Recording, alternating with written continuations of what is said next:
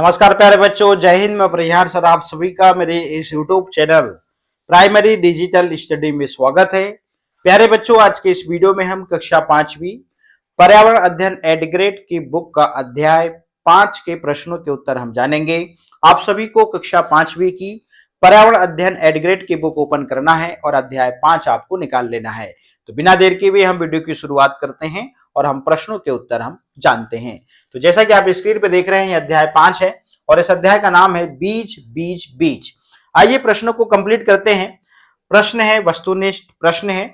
पहला है, चनों को अंकुरित करने के लिए उन्हें, अब यहाँ पे ऑप्शन 4 है जिसमें ऑप्शन दूसरा सही है, भिगोकर गीले कपड़े में लपेट कर रखना चाहिए। अगला प्रश्न है, प्रिया का पौधा मुरझा गया था क्योंकि उस पौधे को, अब यहाँ पे ऑप्शन 4 है जिसमें ऑप्शन दूसरा सही है, पर्याप्त धूप नहीं मिली। अगला प्रश्न है, इनमें से शिकारी पौधा है, ऑप्शन 4 है जिसमें ऑप्शन दूसरा सही है, नेपेंथिस। ठीक है ना। अगला प्रश्न है, बीजों के बिखराव के लिए कौन सहायक नहीं है? तो इसमें ऑप्शन 4 है जिसमें ऑप्शन दूसरा सही है, मिट्टी। अगला प्रश्न है, रिक्त स्थान भरिए, जिसमें पहला है, भिंडी खालिस्तान से हमारे देश में आई, मतलब अफ्रीका से। दूसरा है, बीजों के अंकुरण के लिए खालिस्तान व खालिस्तान आवश्यक घटक है। तो बीजों के अंकुरण के लिए हवा और पानी आवश्यक घटक है। अगला प्रश्न है, शिकारी पौधे का भोजन कीड़े मकोड़े होते हैं। तो यहाँ पे आप कीड़े मकोड़े लिख देंगे। अगला है, उड़ने वाले बीज स्वयं हल्के व रेसे पंख वाले होते हैं। तो यहाँ पे हल्के और यहाँ पे रेसे या पंख लिख सकते हैं। पौधे के बीज स्वयं पानी या हवा और जीव जंतुओं के माध्यम से दूर दूर तक पहुंच जाते हैं। तो यहाँ पे पानी या हवा लिख देंगे और यहाँ पे जीव जंतु लिख देंगे। अति लघुत्तरी प्रश्न है। अगला है, कौन कौन से खेल आप बीजों से खेल सकते हैं? तो उत्तर लिखते हैं, इमली के बीजों से, ठीक है ना, और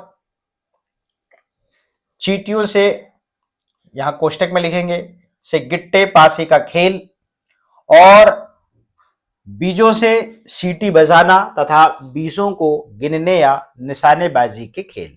इस प्रकार से आप इस प्रश्न का उत्तर मन से भी लिख सकते हैं जो आप खेल खेलते हैं। प्रश्न क्रमांक, अब जिसको हम चीटा वाला खेल कहते हैं, तो यहाँ पे चीटियों वाले खेल लिखा हुआ है, ठीक है ना।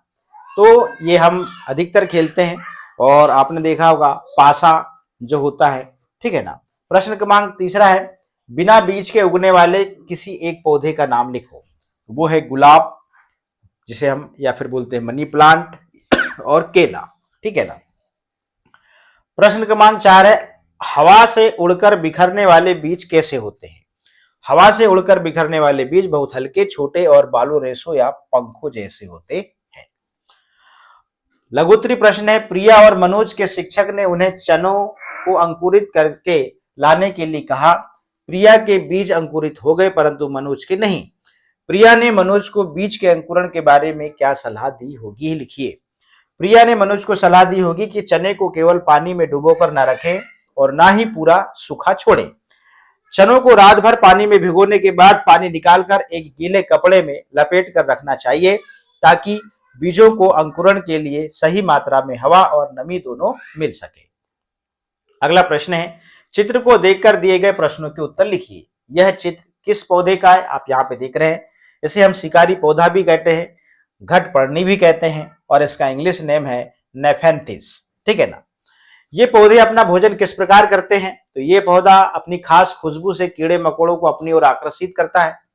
जैसे ही कीड़े इसके लंबे घड़े नुमा आकार के अंदर पहुंचते हैं, यहाँ पे वे अंदर फंस जाते हैं और पौधा उनका शिकार करके अपना भोजन प्राप्त करता है। प्रश्न क्रमांक 7 है, बॉक्स में दी गई सब्जियों को उनके कौन किस देश से आया के आधार पर वर्गीकृत कीजिए।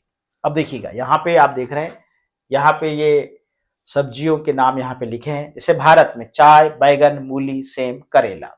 दक्षिण अफ्रीका से बात करें तो आलू, मिर्ची, मूंगफली, अमरूद।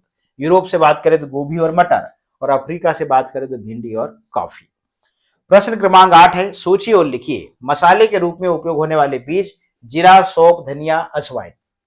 हल्के बीज जीरा, अजवाइन या सौंफ। अंकुरित कर खाए जाने वाले बीज चना और मूंग।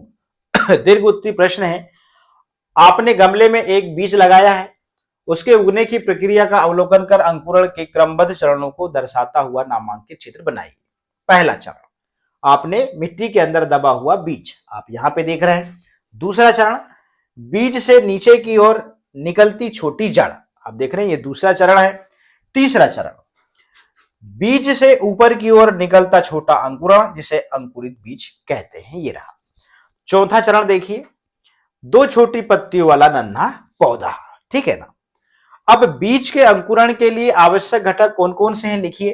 तो बीजों के अंकुरण के लिए मुख्य रूप से पानी, नमी, हवा, जिसे हम ऑक्सीजन कहते हैं, और उचित तापमान, गर्मी की आवश्यकता होती है।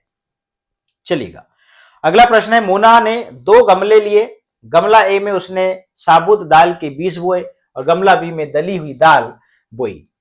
उसने दोनों गमलों में समान रूप से पानी व खाद दी। उसके एक गमले में अंकुरण हुआ परंतु दूसरे गमले में अंकुरण नहीं हुआ। तो किस गमले में अंकुरण हुआ होगा और क्यों? तो गमला ए में अंकुरण हुआ होगा, कारण गमला ए में साबुत दाल मतलब अक्षत बीज बोई गई थी। अब यहाँ पे साबुत बीज में भ्रूण जीवित और सुरक्षित रहता है, जिससे अनुकूल परिस्थितियां, पानी, हवा, खाद मिलने पर पौधा अंकुरित हो जाता है। किस गमले में अंकुरण नहीं हुआ होगा और क्यों? तो गमला बी में अंकुरण नहीं हुआ होगा, कारण गमला बी में दली हुई दाल बोई गई थी और दाल को दलने से उसका भ्रूण नष्ट हो जाता है, जिससे बीज की अंकुरण क्षमता खत्म हो जाती है। प्रोजेक्ट कार्य है, अपने रसोई घर में 10 अलग अलग प्रकार के बीज शीट पर गोंद या सेलो टेप की सहायता से चिपकाइए और दिए गए बिंदु के आधार पर इन चीजों के बारे में लिखिए। चलिए, सबसे पहले बीज हम देखते हैं, इस प्रकार से यहां चिपका लेंगे। बीज का नाम लिखेंगे मसूर, राजमा, मूंग, चना, सोयाबीन, अरहर, जीरा, धनिया, मेथी, सरसों और चावल। यहां पे आपको चिपकाना है, ठीक।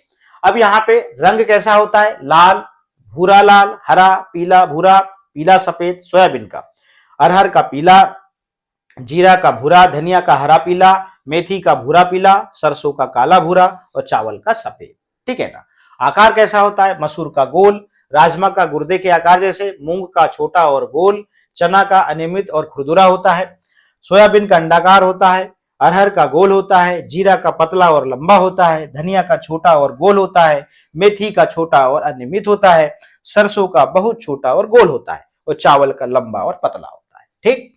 अब हम आगे चलते हैं, इसका ऊपरी सतह कैसी होती है? मसूर की चिकना होता है, राजमा चिकना होता है, मूंग चिकना होता है, चना खुरदुरा होता है, सोयाबीन चिकना होता है, अरहर चिकना होता है, जीरा खुरदुरा होता है, धनिया खुरदुरा होता है, मेथी खुरदुरा होता है, सरसों खुरदुरा होता है और चावल भी चिकना होता है, ठीक है ना।